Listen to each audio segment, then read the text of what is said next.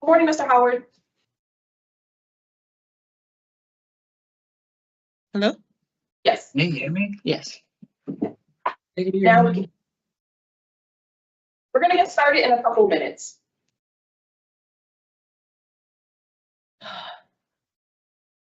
To this, I'm gonna.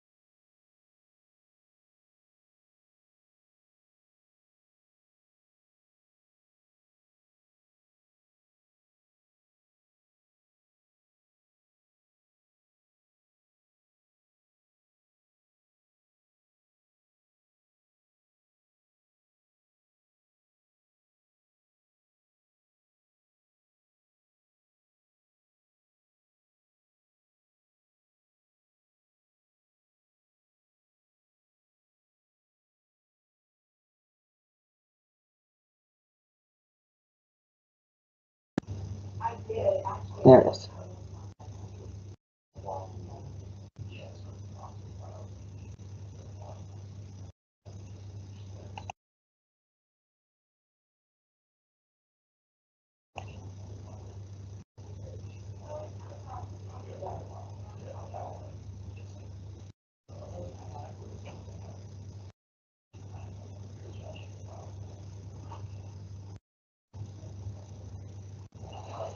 Hey, George.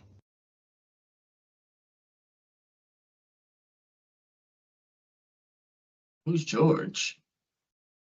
Oh,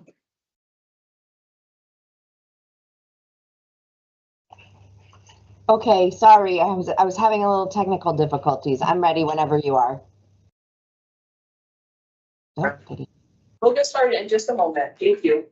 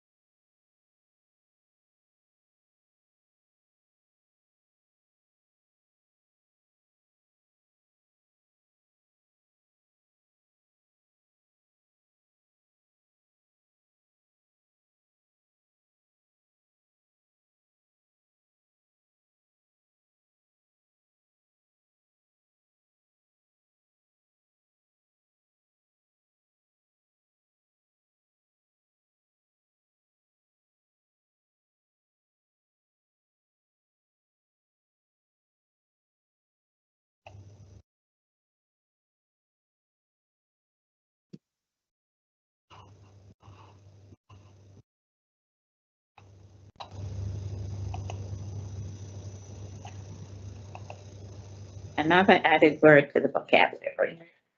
Good morning. My name is Officer Saunders. I'm a hearing examiner for the Board of Pardons and Paroles. Board members, please take your names to the record. Deborah Smith Palmieri. Panel Member Barry, good morning. Joy Chance, good morning. This is a rescission hearing concerning Christopher Howard, inmate number 339747. Today is March 27, 2025. This hearing being conducted via video of the Board of Pardons and Paroles Central Office in Hartford Correctional Center. This is a public hearing. Public access to this hearing is available via video live stream. Please state your full name and inmate number for the record. Christopher Howard, inmate number 339,747. Counsel, please introduce yourself for the record. My name's Nicole Gagnon, bar number 424800 with inmate legal aid program. Thank you. This is a rescission hearing to determine whether you have violated the conditions of your release. I will review and make findings of fact as to each of the charges against you. If I find that you have violated one or more of the conditions of your release, the board will consider whether or not your release should be rescinded. The decision made by the board today will be made final. This is an administrative hearing.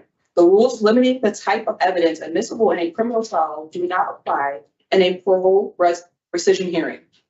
Disputed charges will be resolved by the preponderance of evidence. The preponderance of evidence means evidence that, taken as a whole, is more credible and convincing than the evidence offered in opposition to it. If at any time during the hearing you have a question about the procedure, feel free to ask me about it. At this hearing, you have certain rights, which I now will review with you. Mr. Howard, did you receive written notice of this hearing? Yes, ma'am, I did. Did you receive a packet of information which includes the rescission notice and the information supporting the charges against you? Yes, ma'am, I did. And there are a couple of things that are missing. Okay, and you will have an opportunity, you and your attorney both will have an opportunity to express those concerns. You have the right to be represented by an attorney at this hearing. You have Attorney Gagnon here today representing you. You have a right to submit relevant documentary evidence.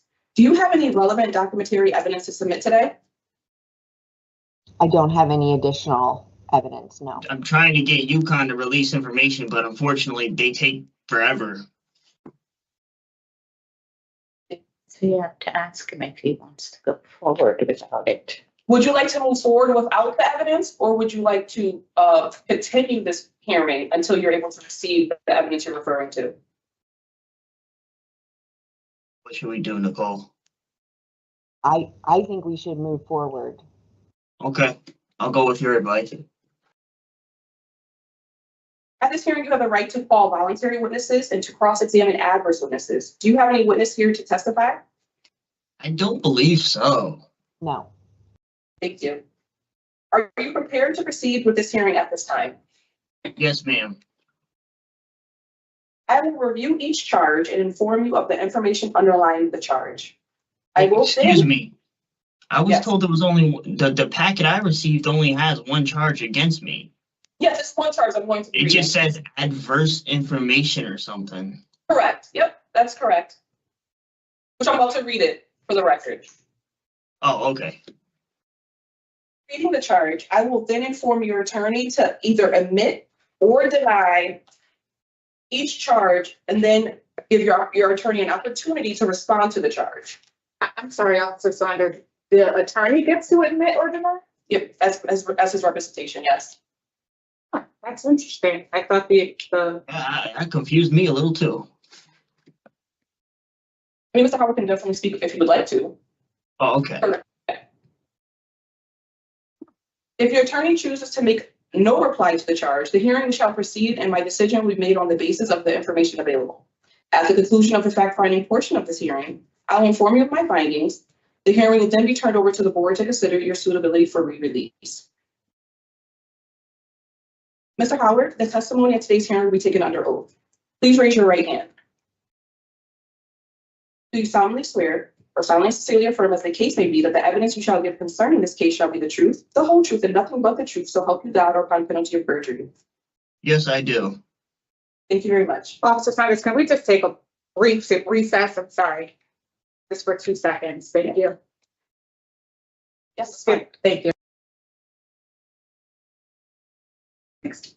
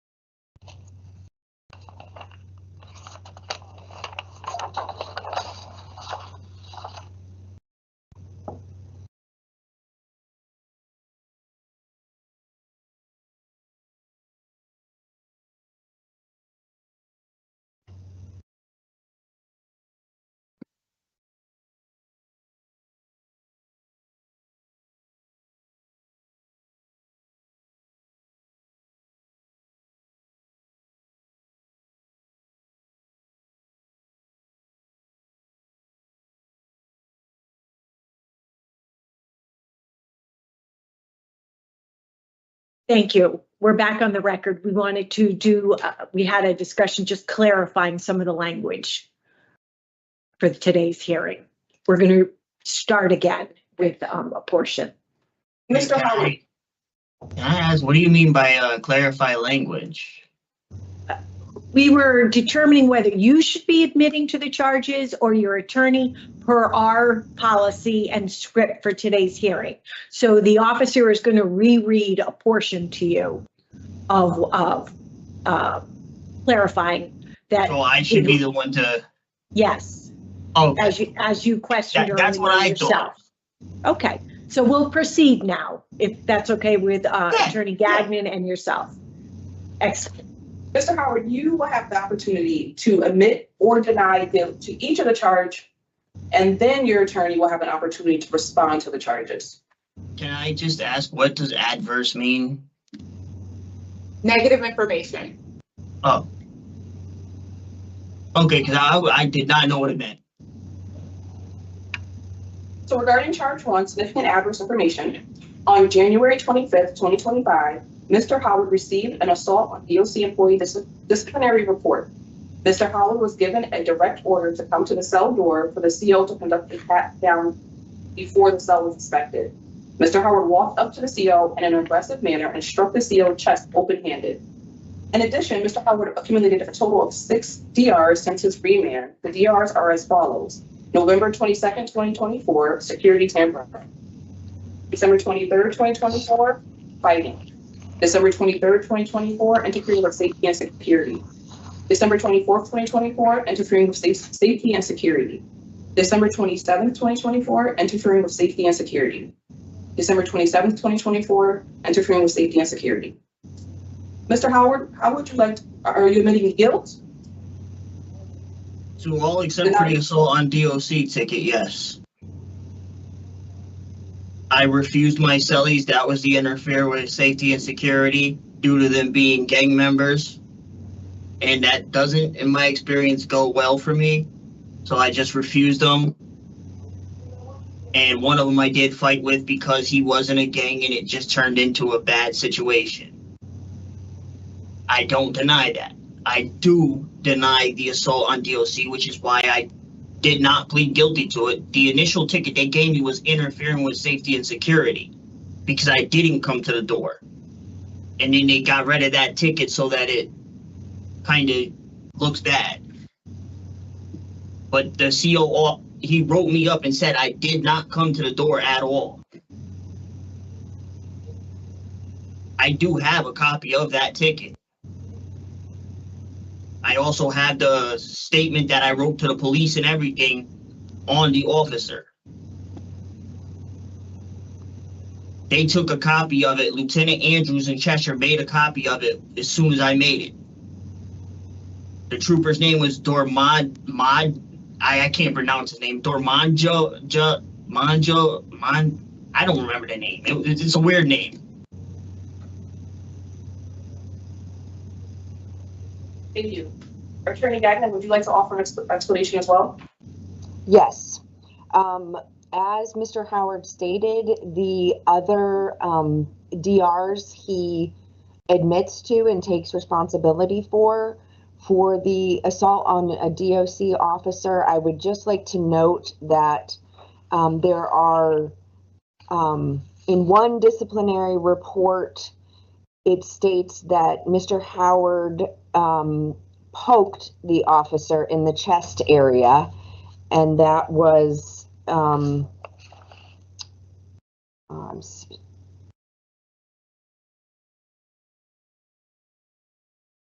don't see it. It is the same date. I'm not seeing a disciplinary report number on this, but in another one, in another disciplinary report written by another officer, it states that he struck the officer open-handed.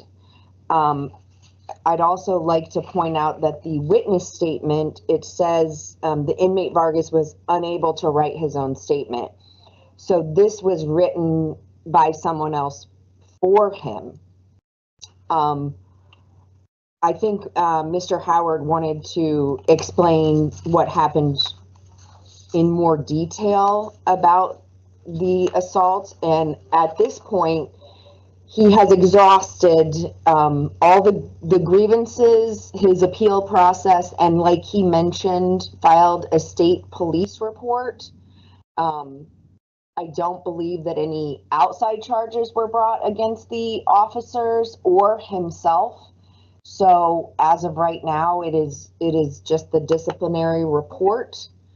And again, Mr. Howard did plead guilty and admits to all the other DRs. He just maintains his innocence regarding assault on the CO, stating that he never did touch the CO, either Right. open-handed or poked the officer.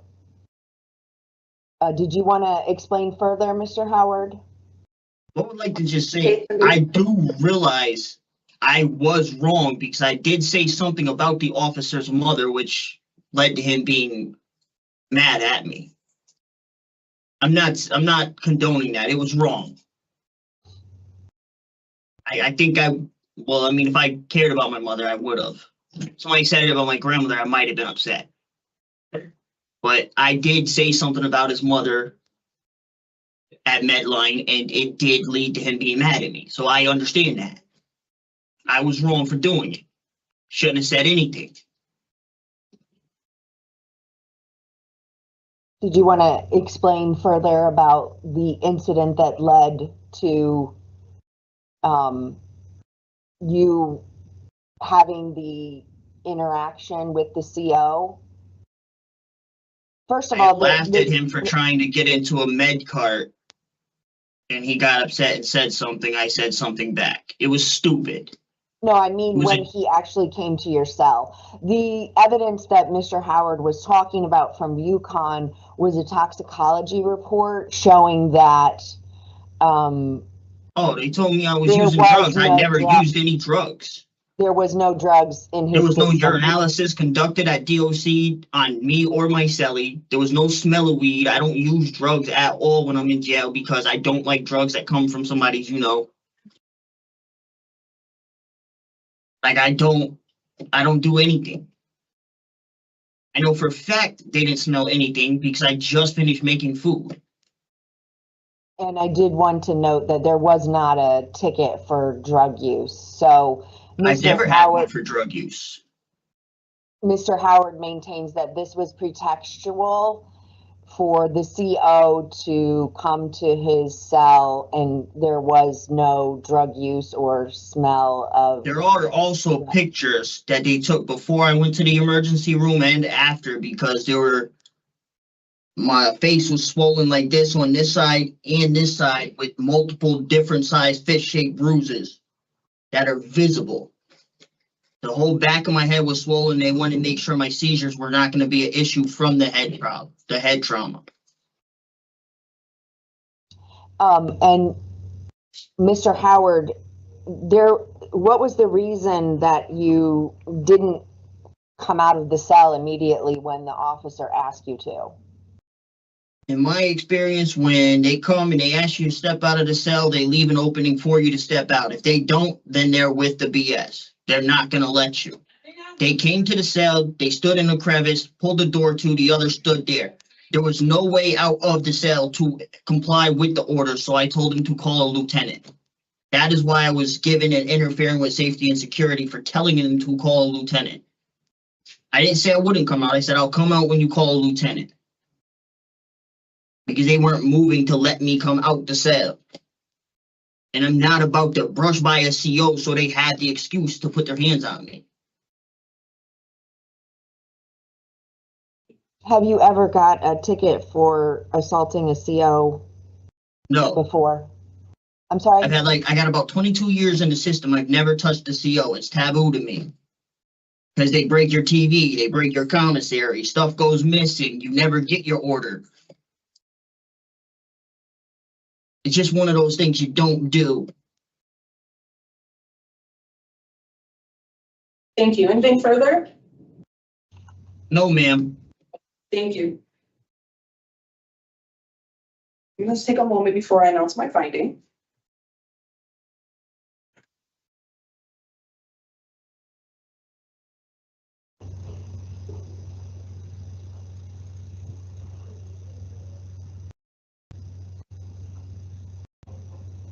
I make a finding of violation on charge one, significant adverse information based on the evidence provided, which is more credible than the testimony offered in opposition to it. Counsel, should Mr. Howard be re-paroled? Where does he plan to live and what are his employment options? Plan to re-parole to a halfway house, In what area? Waterbury. And do you have any employment opportunities? At the moment, my PO before I came in wanted me to do my programs first. Because I have the Explorer program, and she wanted a psych eval that she wanted that done before I went and worried about employment. That's why she wanted me in a halfway house in the first place. Thank you. It should be noted that Mr. Howard's special parole re-parole date is April 16th, 2025, and his special parole end date is June 18th, 2028. I will now turn the hearing over to the panel. Right, thank you. Do my colleagues have any questions for Mr. Howard? Yeah. Okay, thank you, Ms. Berry. Thank you. And then Ms. Chance. So Mr. Howard, were you given an opportunity to have a hearing to dispute this assault on DLC ticket? Yes, they give you a hearing, but unfortunately, it's not a hearing where you get to really be heard. It's you're guilty. We say you're guilty. That's how it's going to be. Take the 45 days loss of tablet, the 45 days loss of mail, file an appeal if you don't like it. Filed an appeal, got a paper back, said something about doing it. I got the paper back. They said there was no wrongdoing, which I wasn't filing for wrongdoing. I was filing for the fact that there's no evidence to actually show me touching an officer. I did not touch an officer, so I was trying to file the appeal on that. They wrote back in a whole different thing. There's not really a good process. Okay, but was there an Especially when it's- investigation completed? They didn't tell me much anything. I wrote a bunch of requests, got a bunch of numbers back on a paper saying incident report number this, FOI number is this. I had a whole stack of requests with all different numbers. I don't really know what the numbers mean. I'm trying to make sense of that myself right now. So ultimately is what I'm getting at is it says in your charges that you pled guilty and that they found you guilty. I did not plead guilty to an assault on DOC. Assault on DOC, you're not even allowed to plead Oh, no, I'm guilty. sorry. I'm looking at the wrong report. My apologies. That was for a 1227 disciplinary infraction. I'm sorry. Oh, no, yeah, I pled guilty to every ticket Yeah. I've ever had. I've never disputed a ticket because I don't want to sit and sag longer. I'm just trying But to. if I didn't do something, yeah, I'm gonna. But I'm the information that I'm reading though, it looks as if they did an investigation. They got a written statement from, and it's not like a formal statement. It's just, this is what happened, like in bullets. So. He doesn't speak good English. That's why it was hard for him to write his own statement. Okay. So what we're not in the, we're honestly, I know the board, we have a lot of different hats that we wear, but one of the hats that we are not responsible for is determining guilt or innocence. That's not our. I understand that. So what we look at overall though is the behavior. My behavior is deplorable at best inside of DOC. I get that. It doesn't look good because I'm always refusing to come out of my cell, and I get it. And the reason why we look at the behaviors, Mr. Howard, is because if you're unable to comply in a setting where it's a controlled environment, how can we, in good faith, believe that you will be able to go out in the community and remain at liberty, be a law-abiding, contributing citizen in the community without being compliant, without issue? So that's where our connection is. We're here to determine your suitability, not your innocence or guilt. I only have one thing I'm looking forward to trying to get out and do better for. My grandmother's sick. I'm just trying to go out and see her before she goes. Other than that, I don't. We gotta stop getting tickets. We don't want you to be in there. We gave you, we re-paroled you. I will say I know I didn't catch any tickets since I've been re-paroled. This is before. But what I did do, I will say this, and I know it doesn't make sense to somebody if they haven't really, the whole living in a cell with a gang member is hard for me because they have this complex where they think it's their way. And then, you know, you get into an argument with them, then the cell opens, now you get jumped. And I'm not as young as I used to be. My body don't heal like it used to. Right. Yeah, no, I understand. So refusing that. housing is the best. I It's the understand best that. alternative. I understand that being in prison is not the ideal environment, and that's why we But I don't put want myself to be here, there. so I have to expect. Right. We have no control over it. You know, all we can do is try to set you up to be successful when you finally return to the community. That's what we have to do here today. So I do appreciate your answering my questions, and I have nothing further. Thank you. Madam Thank Chair. you. Ms. Chance? He answered my question and the question that Ms. Berry asked.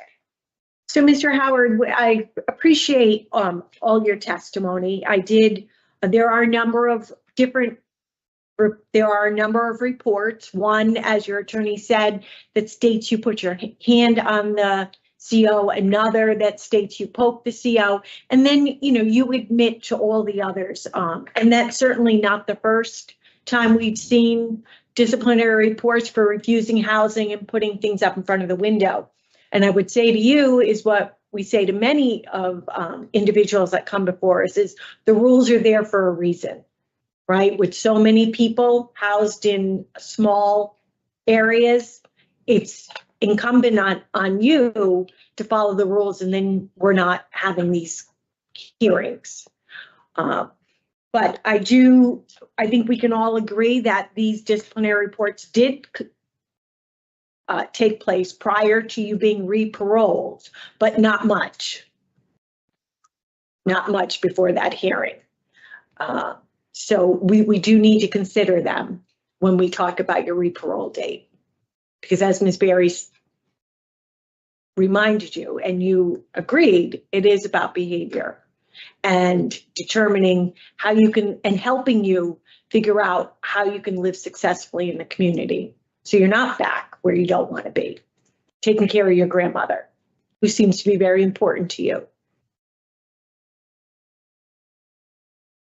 Okay, so I don't believe that we have any other questions, panel members? Nope. No? Okay. So Madam Chair, I am of the opinion that Mr. Howard received an additional month for each disciplinary infraction. That would be 7 months with his parole date, but I would be willing to 6.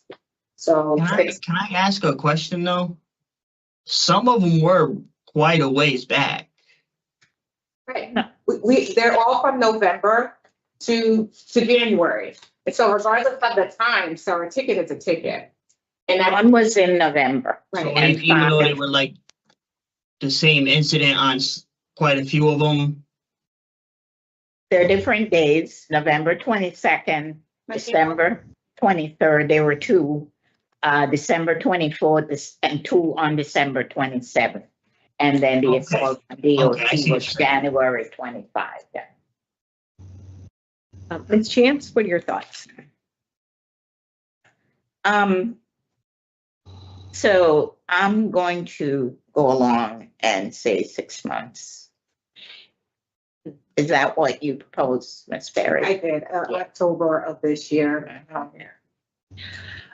You know, I was actually not at that much of an increase in his set in his re-parole date. I had 3 months.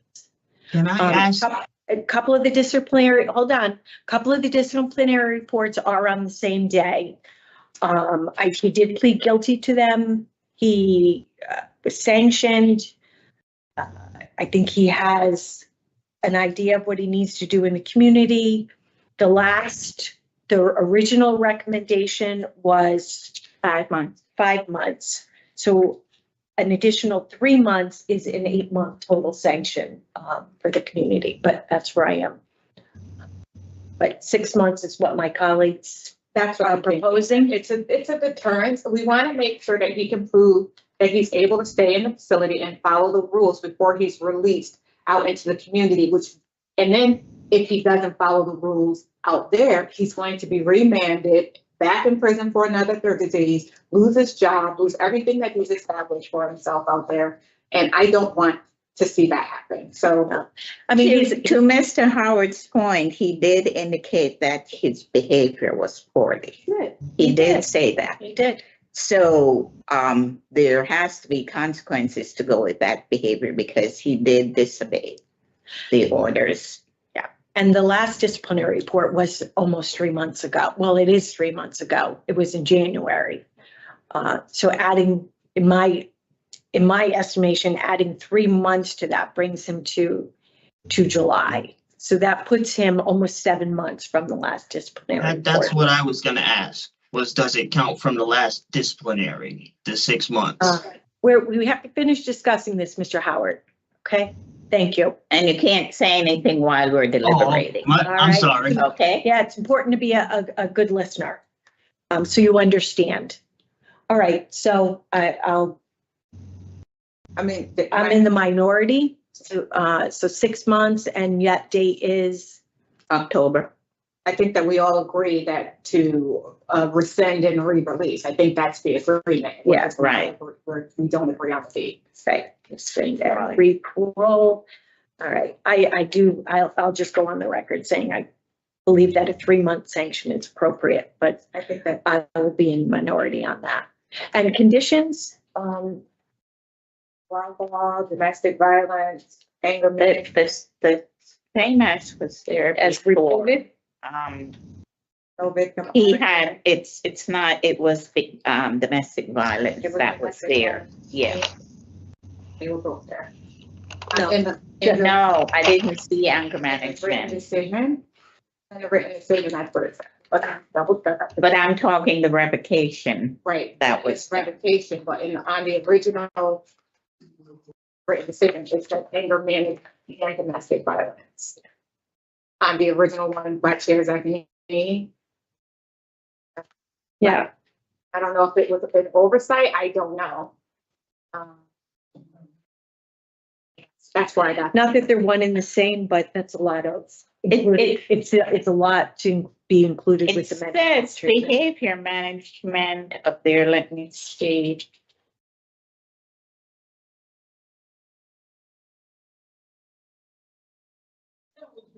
It did have those, but that was in June 2022. Is that the one you're referring to? Right, I am, and so, but my issue is, I don't know if it was inadvertently removed, you know what I mean? Or I don't know, so I can't say, Or but satisfied and not put on the revocation recommendations. But he did complete the anger management and DV, so the one that he really has to follow through. And I think probably the reason why she had it was because he had got 25 DRs when she wrote it. well, then let's remove the domestic, I don't know. It's fine, whatever you guys decide. Anger management or domestic violence. I think one of them is necessary and appropriate. Ms. Chance? Ms. Berry? I'm trying to look it up. So the revocation had domestic violence, but not the anger management.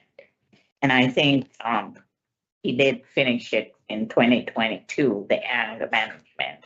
Right, but he's still getting tickets for fighting and I mean, I heard his explanation. You have to figure out how to, if he was fighting out in the community, he would get an assault charge, an assault conviction. So we have to figure out how to handle things a little different right now. It's different there in the facility. I do understand. Yeah. So in my singer, when she did her 10/28/24 revocation hearing, I state behavior management program for domestic violence and anger management. That was Officer Meisinger. What was the date of that one? 10/28/24. Oh, okay, I see it. Great, so we'll add both. Okay, I can go with that. Okay.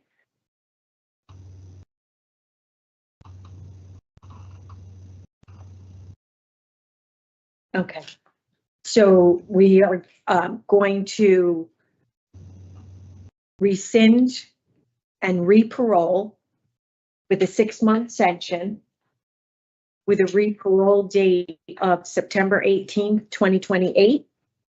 Am I right? October. No, it'll be October 16th. Okay, October 16th, 2028, 2025. 2025, that's the end of his parole. Okay, thank you. Wait. All right. Is it So, 2025 or hold on. 2028? 2025. Hold on, well, I'm going to make clarification.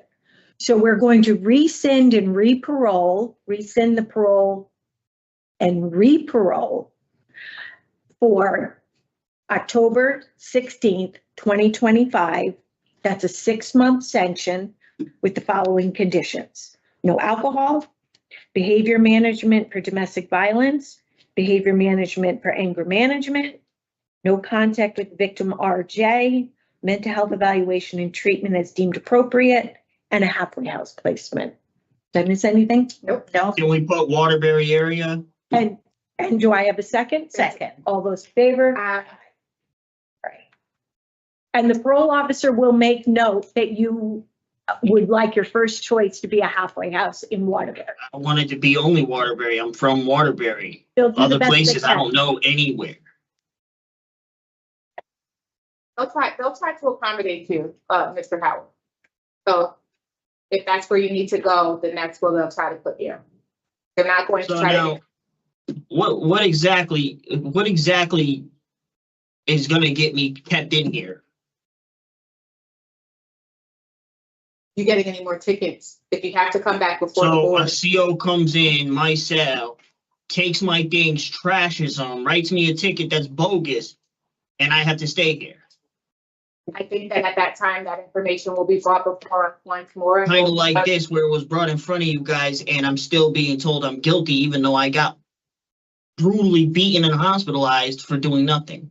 Well, no, we gave you. I don't understand We this. gave you had 7 disciplinary infractions, and we gave you 1 month for each infraction. Yeah, And you're so- giving them to me after I already did the 5 months instead of, I don't understand why it doesn't count from the time that the infraction was caught. Like, if you go to jail for a charge, from the Because, time sir, you get We have placed to in do it jail, from that's the when it original counts. date that you got on revocation. we go back, we base our decisions on your voted to parole date. So you were voted to parole effective April 16th, 2025 at your last revocation hearing. And But because why- you received, that was what the hearing examiner recommended at that time, sir. And we accepted it, we approved it, and we adopted it. So you were supposed to be So it's re-released. October 16th, 2025. That's Correct. And then you're Okay. gonna maybe put me in Waterbury or put me God knows where. That's out of our control. We That- will definitely recommend that, though. And then when I go somewhere else and I ask him to move me, I'm being unreasonable for asking him to move me somewhere.